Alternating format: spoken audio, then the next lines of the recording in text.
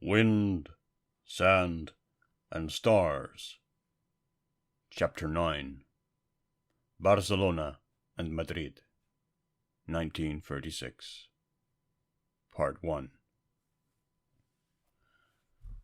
Once again, I had found myself in the presence of a truth, and had failed to recognize it. Consider what had happened to me. I had thought myself lost, had touched the very bottom of despair, and then, when the spirit of renunciation had filled me, I had known peace. I know now what I was not conscious of at the time, that in such an hour a man feels that he has finally found himself, and has become his own friend. An essential inner need has been satisfied, and against that satisfaction, that self-fulfillment, no external power can prevail. Bonafou, I imagine, he who spent his life racing before the wind, was acquainted with this serenity of spirit. Guillaume, too, in his snows. Never shall I forget that, lying buried to the chin in sand, strangled slowly to death by thirst, my heart was infinitely warm beneath the desert stars. What can men do to make known to themselves this sense of deliverance? Everything about mankind is paradox. He who strives and conquers grows soft. The magnanimous man, grown rich, becomes mean. The creative artist for whom everything is made easy nods. Every doctrine swears that it can breed men, but none can tell us in advance what sort of men it will breed. Men are not cattle to be fattened for market. In the scales of life, an indignant Newton weighs more than a parcel of prosperous nonentities. All of us have had the experience of a sudden joy that came when nothing in the world had forewarned us of its coming. A joy so thrilling that if it was born of misery we remembered even the misery with tenderness. All of us, on seeing old friends again, have remembered with happiness the trials we lived through with those friends. Of what can we be certain except this, that we are fertilized by mysterious circumstances? Where is man's truth to be found? Truth is not that which can be demonstrated by the aid of logic. If orange trees are hardy and rich in fruit in this bit of soil and not that, then this bit of soil is what is truth for orange trees. If a particular religion or culture or scale of values, if one form of activity rather than another, brings self-fulfillment to a man, releases the prince asleep within him, unknown to himself, then that scale of values, that culture, that form of activity constitute his truth. Logic, you say? Let logic wangle its own explanation of life.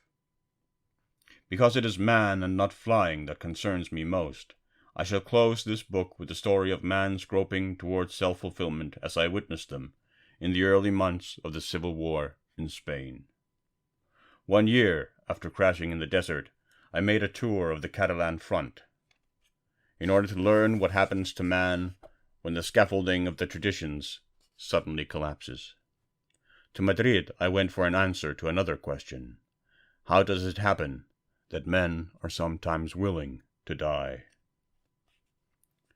Flying west from Lyon, I veered left in the direction of the Pyrenees and Spain.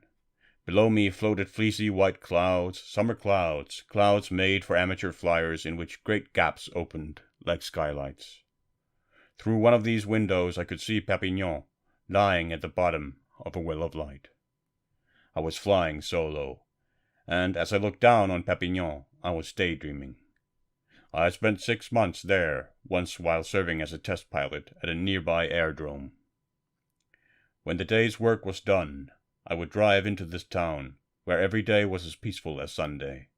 I would sit in a wicker chair within sound of the café band, sip a glass of port, and look idly on at the provincial life of the place, reflecting that it was as innocent as a review of lead soldiers. These pretty girls, these carefree strollers, this pure sky. But here came the Pyrenees. The last happy town was left behind. Below me lay Figueras and Spain. This was where men killed one another. What was most astonishing here was not the sight of conflagration, ruin, and signs of man's distress. It was the absence of all these. Figueras seemed no different from Perpignan. I leaned out and stared hard. There were no scars on that heap of white gravel, that church gleaming in the sun, which I knew had been burned. I could not distinguish its irreparable wounds. Gone was the pale smoke that had carried off its gilding, had melted in the blue of the sky its altar screens, its prayer books, its sacerdotal treasures. Not a line of the church was altered.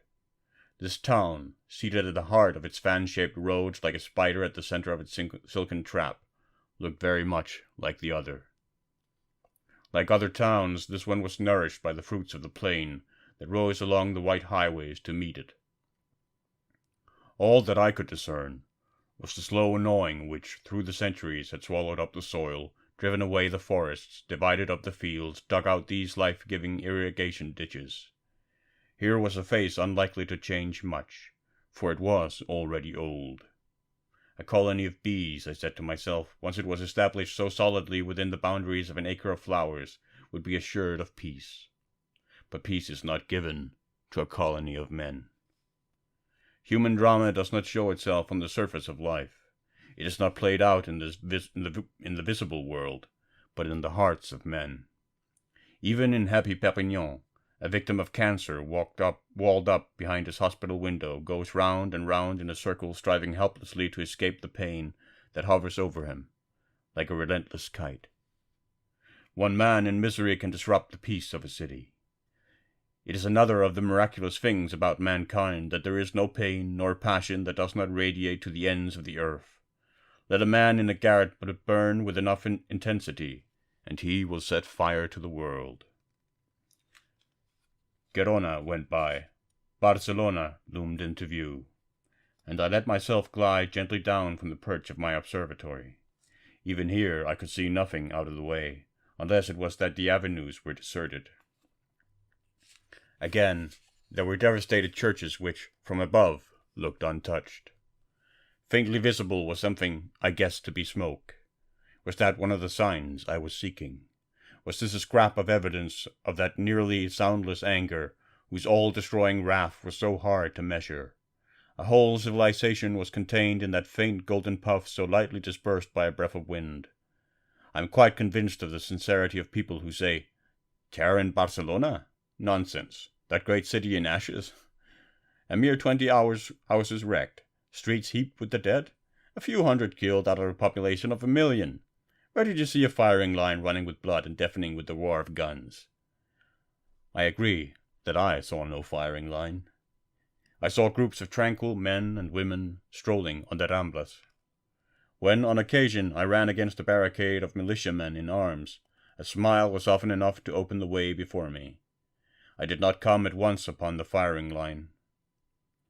In a civil war, the firing line is invisible. It passes through the hearts of men, and yet, on my very first night in Barcelona, I skirted it.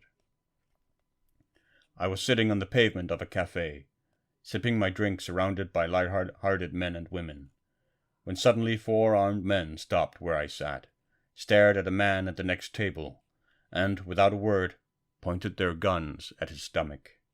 Streaming with sweat, the man stood up and raised leaden arms above his head. One of the militiamen ran his hands over his clothes and his eyes over some papers he found in the man's pockets, and ordered him to come along.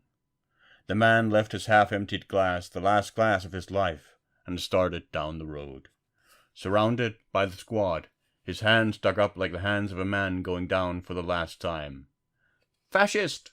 A woman behind me said it with contempt. She was the only witness who dared betray that anything out of the ordinary had taken place.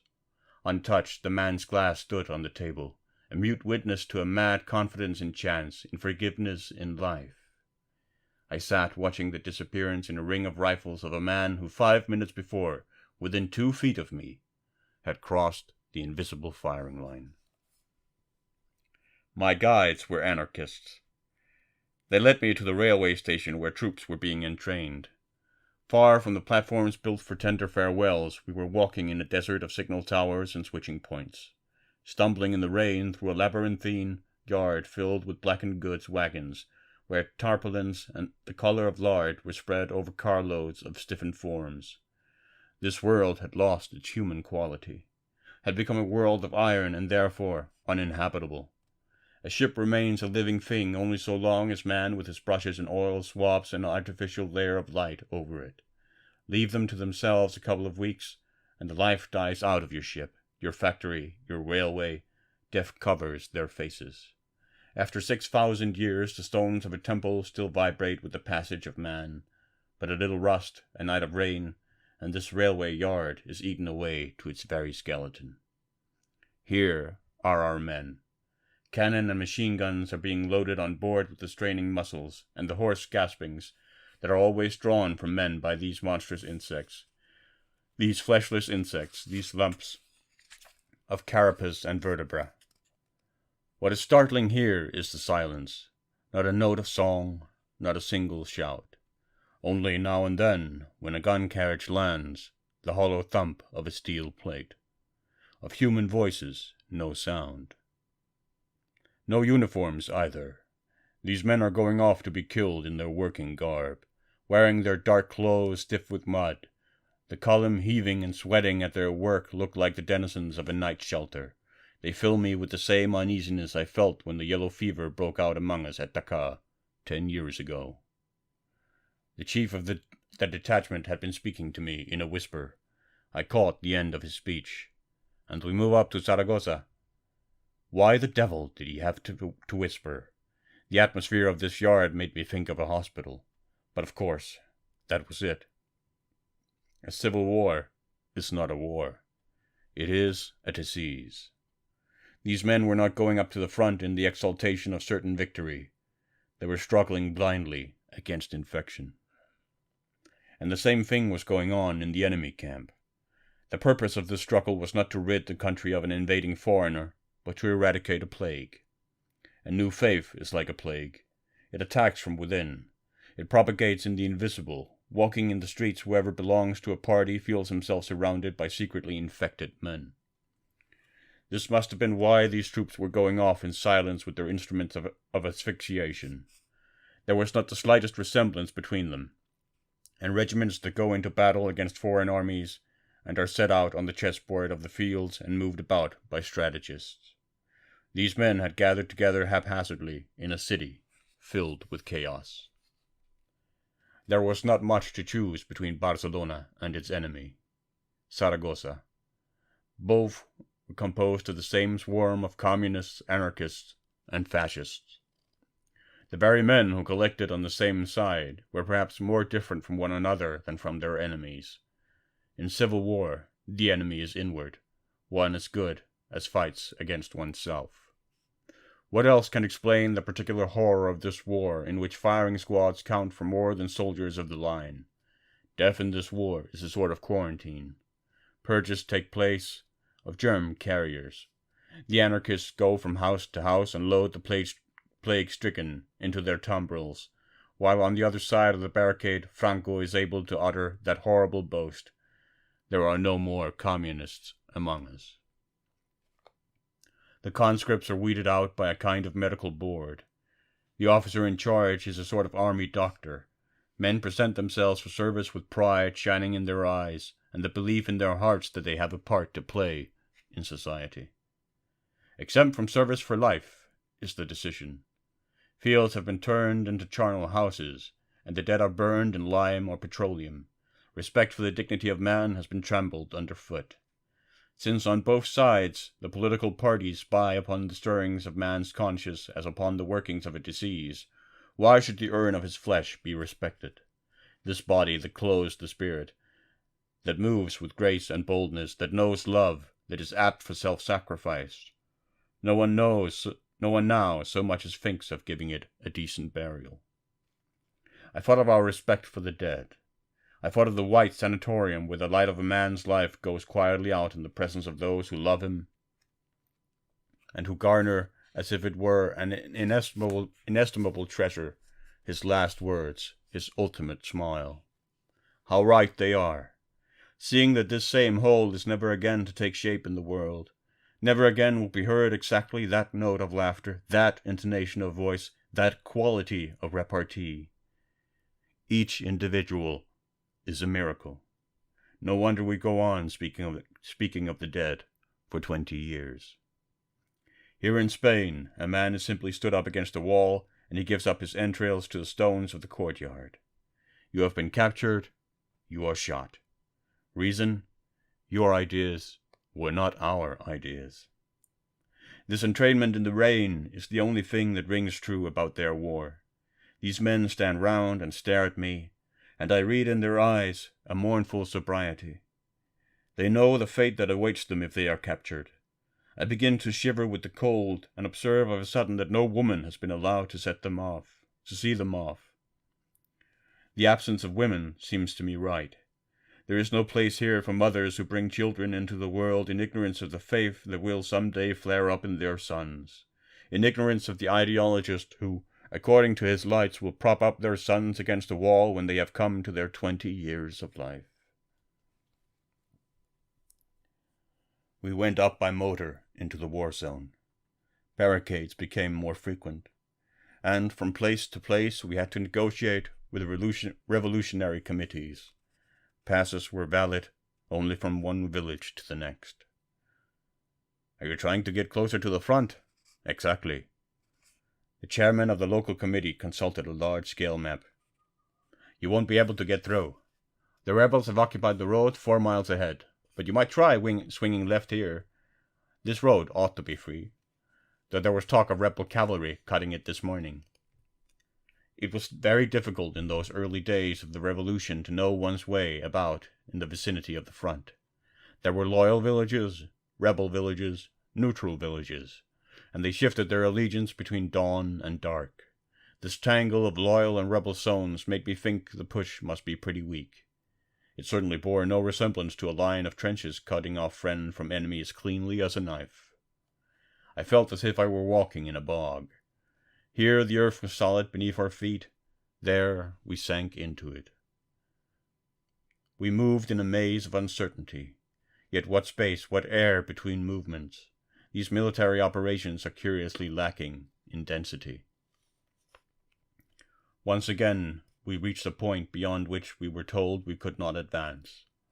6 rifles and a low wall of paving stones blocked the road. 4 men and 2 women lay stretched on the ground behind the wall. I made a mental note that the women did not know how to hold a rifle. This is as far as you can go. Why? Rebels. We got out of the car and sat down with the militiamen upon the grass.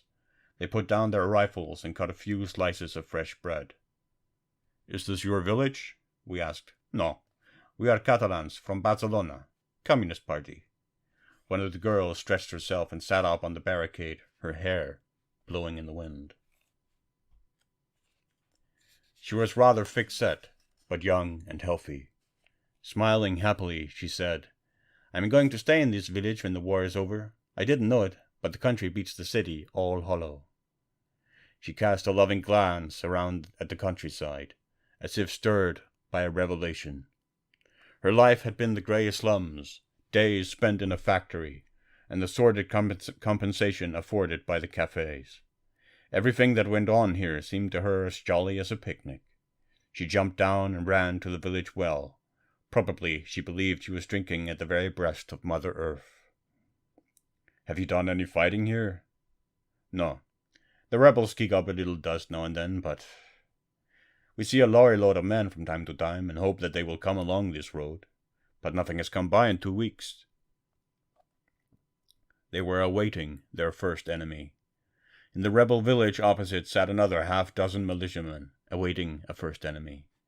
12 warriors alone in the world. Each side was waiting for something to be born in the invisible. The rebels were waiting for the host of hesitant people in Madrid to declare themselves for Franco.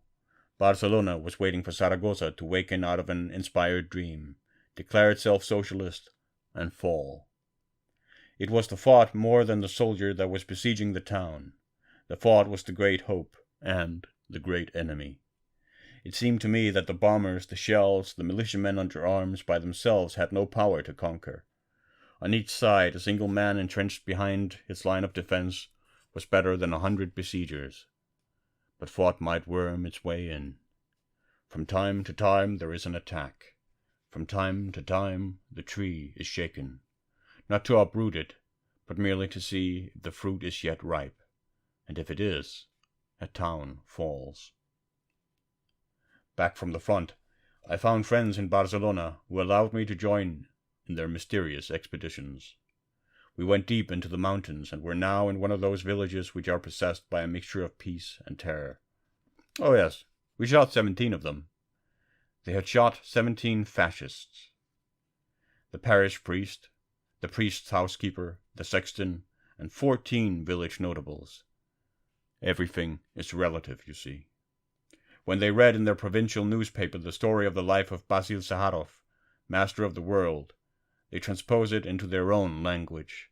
They recognize in him the nurseryman or the pharmacist, and when they shoot the pharmacist, in a way they are shooting Basil Zaharov. They only know one who does not understand. The only one who does not understand is the pharmacist. Now we are all loyalists together. Everything has calmed down. Almost everything. The conscience of the village is tormented by one man whom I have seen at the tavern, smiling, helpful, so anxious to go on living.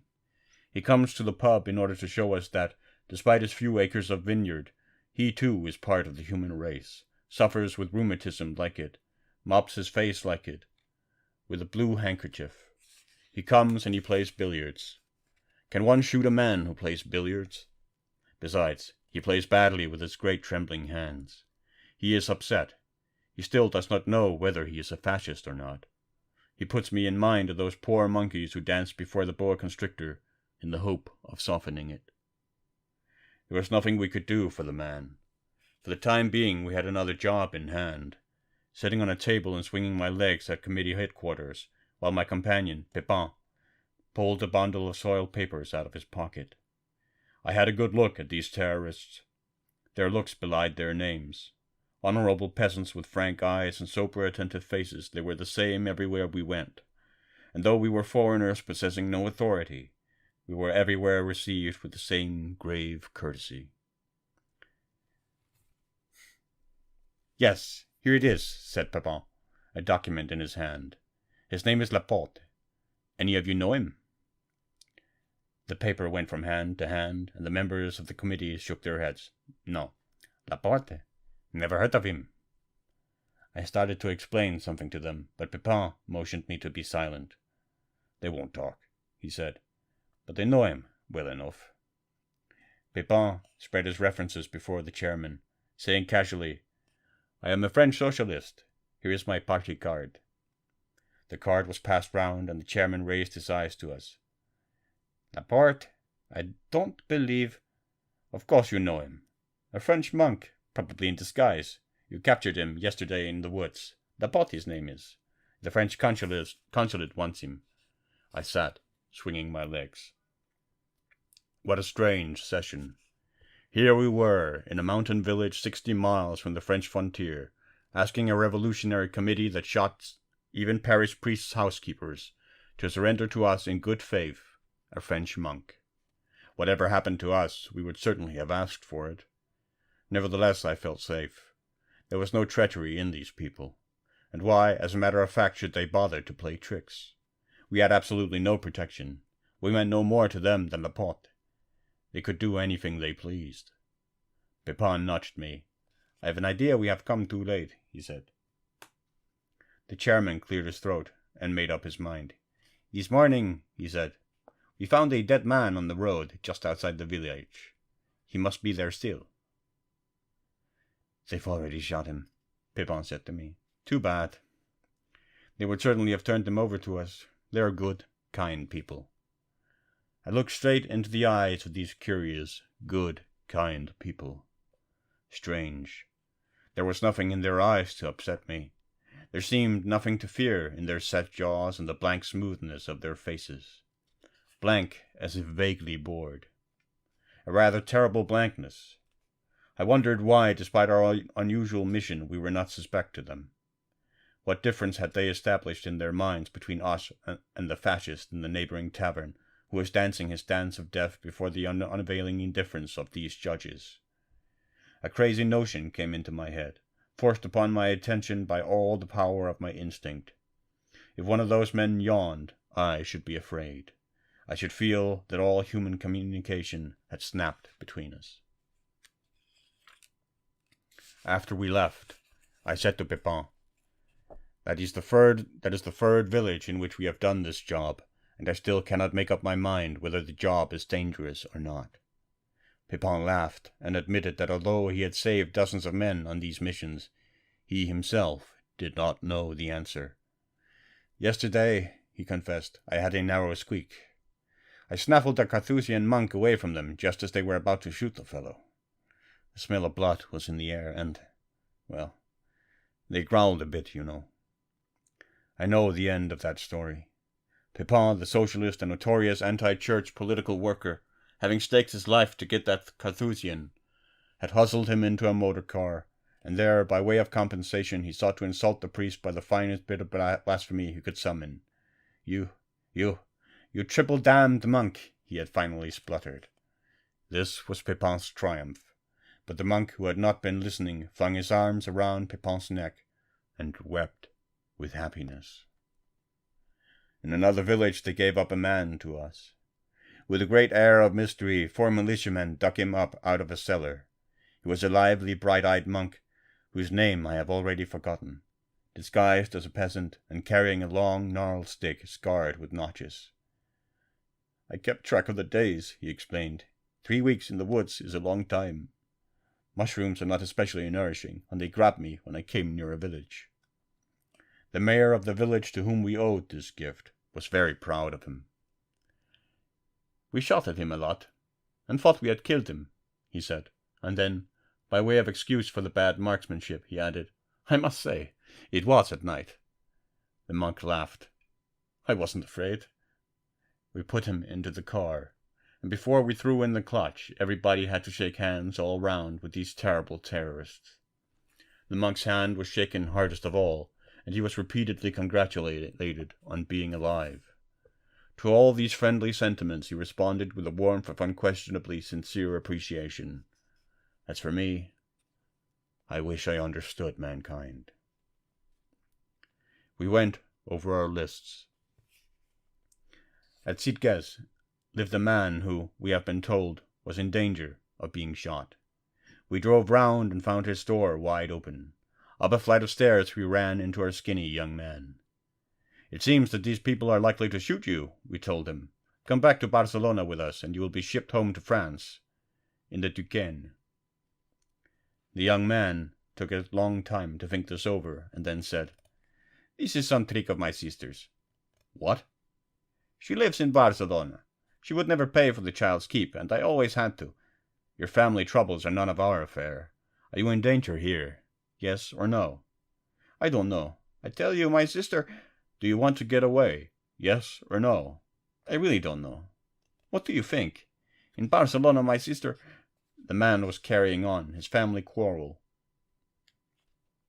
through the revolution. He was going to stay here in order to do his sister in the eye.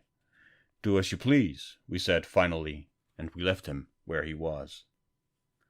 We stopped the car and got out. A volley of rifle shot had crackled in the still country air. From the top of the road we looked down upon a clump of trees out of which, a quarter of a mile away, stuck 2 tall chimneys. A squad of militiamen came up and loaded their guns. We asked what was going on. They looked round, pointed to the chimneys, and decided that the firing must have come from the factory. The shooting died down almost immediately, and silence fell again. The chimneys went on smoking peacefully. A ripple of wind ran over the grass. Nothing had changed visibly, and we ourselves were unchanged. Nevertheless, in that clump of trees, someone had just died. One of the militiamen said that a girl had been killed at the factory, together with her brothers, but there was still some uncertainty about this. What excruciating simplicity! Our own peace of mind had not been invaded by those muffled sounds in the clump of greenery, by that brief partridge drive. The Angelus, as it were, that had rung out in that foliage had left us calm and unrepentant. Human events display two faces, one of drama and the other of indifference. Everything changes according as the event concerns the individual or the species. In its migrations, in its imperious impulses, the species forgets its dead. This, perhaps, explains the unperturbed faces of these peasants. One feels that they have no special taste for horror, yet they will come back from that clump of trees, on the one hand content to have administered their kind of justice, and on the other hand quite indifferent to the fate of the girl who stumbled against the root of the tree of death, who was caught by death's harpoon as she fled, and who now lies in the wood, her mouth filled with blood. Here I touch the inescapable contradiction I shall never be able to resolve. For man's greatness does not reside merely in the destiny of the species. Each individual is an empire. When a mine caves in and closes over the head of a single miner, the life of the community is suspended. His comrades, their women, their children, gather in anguish at the entrance to the mine, while below them the rescue parties scratch with their picks at the bowels of the earth. What are they after? Are they consciously saving one unit of society? Are they freeing a human being as one might free a horse after computing the work he is still capable of doing? 10 other miners may be killed in the attempted rescue. What inept cost accounting?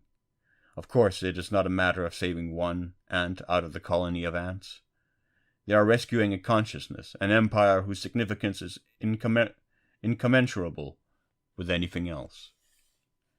Inside the narrow skull of the miner pinned beneath the fallen timber there lives a world. Parents, friends, a home, the hot soup of evening, songs sung on feast days, loving kindness and anger, perhaps even a social consciousness and a great universal love, inhabit that skull. By what are we to measure the value of a man?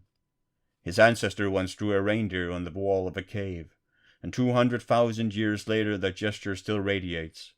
It stirs us, prolongs itself in us. Man's gestures are an eternal spring. Though we die for it, we shall bring up that miner from his shaft. Solitary he may be, universal he surely is. In Spain there are crowds in movement, but the individual, that universe, calls in vain for help from the bottom of the mine. Machine-gun bullets cracked against the stone above our heads as we skirted the moonlit wall. Low-flying lead thudded into the rubble of an embankment that rose on the other side of the road. Half a mile away a battle was in progress, the line of fire drawn in the shape of a horseshoe ahead of us and on our flanks. Walking between wall and parapet on the white highway, my guide and I were able to disregard the spatter of missiles in a feeling of perfect security. We could sing, we could laugh, we could strike matches, without drawing upon ourselves the direct fire of the enemy. We went forward like peasants on their way to market. Half a mile away, the iron hand of war would have set us inescapably upon the black chessboard of battle, but here, out of the game, ignored. The Republican lieutenant and I were as free as air.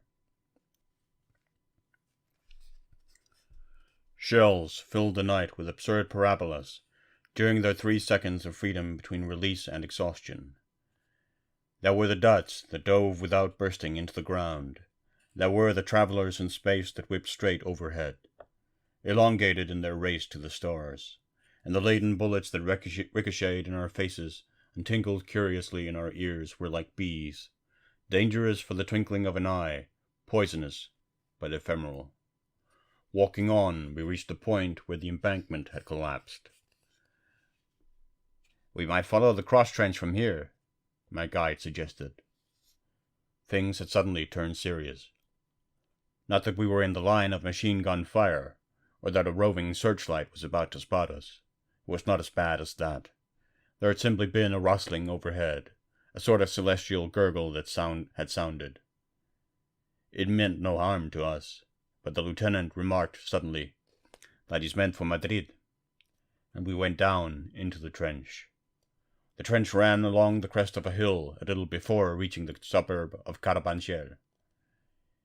In the direction of Madrid, a part of the parapet had crumbled, and we could see the city in the gap, white, strangely white, under the full moon.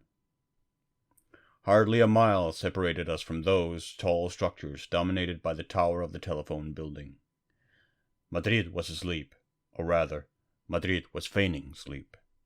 Not a light, not a sound.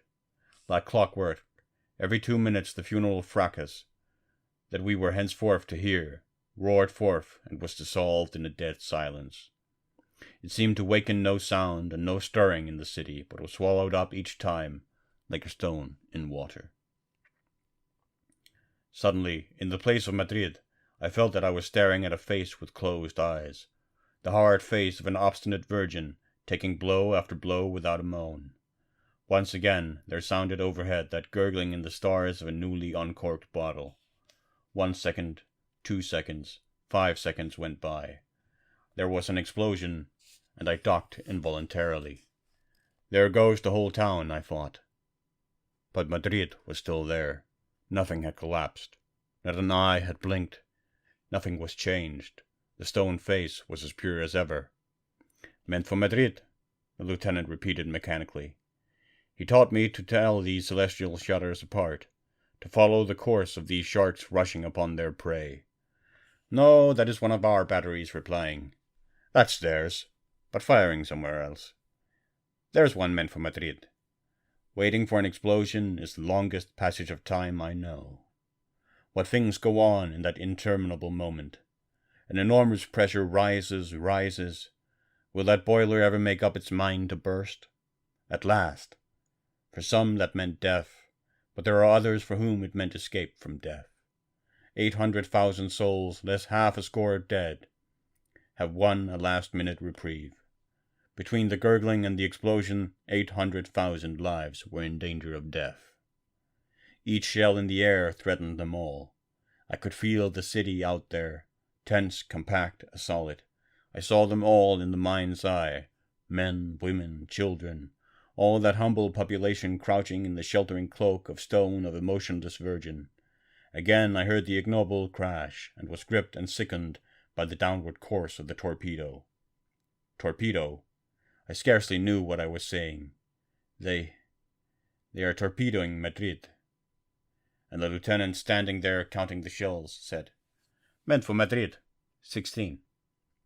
I crept out of the trench, lay flat on my stomach on the parapet, and stared. A new image has wiped out the old.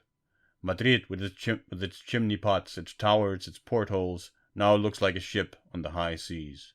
Madrid, all white on the black waters of the night. A city outlives its inhabitants. Madrid, loaded with emigrants, is ferrying them from one shore to the other of life. It has a generation on board. Slowly it navigates through the centuries. Men, women, children fill it from garret to hold. Resigned or quaking with fear, they live only for the moment to come. A vessel loaded with humanity is being torpedoed. The purpose of the enemy is to sink Madrid, as if she were a ship. Stretched out on the parapet, I do not care a curse for the rules of war, for justifications or for motives. I listen. I have learned to read the course of these gurglings among the stars. They pass quite close to Sagittarius. I have learned to count slowly up to 5, and I listen. But what tree has been sundered by this lightning? What cathedral has been gutted? What poor child has just been stricken? I have no means of knowing. That same afternoon I had witnessed a bombardment in the town itself. All the force of this thunderclap had to burst on the Gran Via in order to uproot a human life. One single life. Passers-by had brushed rubbish off their clothes. Others had scattered on the run. And when the light smoke had risen and cleared away, the betrothed escaped by miracle without a scratch, found at his feet his novia, whose golden arm a moment before had been in his, changed into a blood-filled sponge, changed into a limp packet of flesh and rags. He had knelt down, still uncomprehending, had nodded his head slowly as if saying to himself, "Something very strange has happened." This marvel spattered on the pavement bore no resemblance to what had been his beloved. Misery was excruciatingly slow to engulf him in its tidal wave. For still another second, stunned by the feat of the invisible prestidigitator, he cast a bewildered glance around him in search of the slender form, as if it at least should have survived. Nothing was there but a packet of muck. Gone was the feeble spark of humanity, and while in the man's throat there was brewing that shriek which I know not what deferred, he had the leisure to reflect that it was not those lips he had loved, but their pout; not them, but their smile; not those eyes, but their glance; not that breast, but its gentle swell. He was free to discover at last the source of the anguish love had been storing up for him, to learn that it was the unattainable he had been pursuing. What he had yearned to embrace was not the flesh, but a downy spirit, a spark, the impalpable angel that inhabits the flesh. I do not care a curse for the rules of war and the law of reprisal. As for the military advantage of such a bombardment, I simply cannot grasp it. I have seen housewives disemboweled, children mutilated. I have seen the old itinerant market crone sponge from her treasures the brains with which they were spattered. I have seen a janitor's wife come out of her cellar and douse the solid pavement with a bucket of water, and I am still unable to understand what part these humble slaughterhouse accidents play in warfare. A moral role. But a bombardment turns against the bombarder. Each shell that fell upon Madrid fortified something in the town. It persuaded the hesitant neutral to plump for the defenders. A dead child weighs heavily in the balance when it is one's own. It was clear to me that a bombardment did not disperse. It unified. Horror causes men to clench their fists, and in horror men join together. The lieutenant and I crawled along the parapet.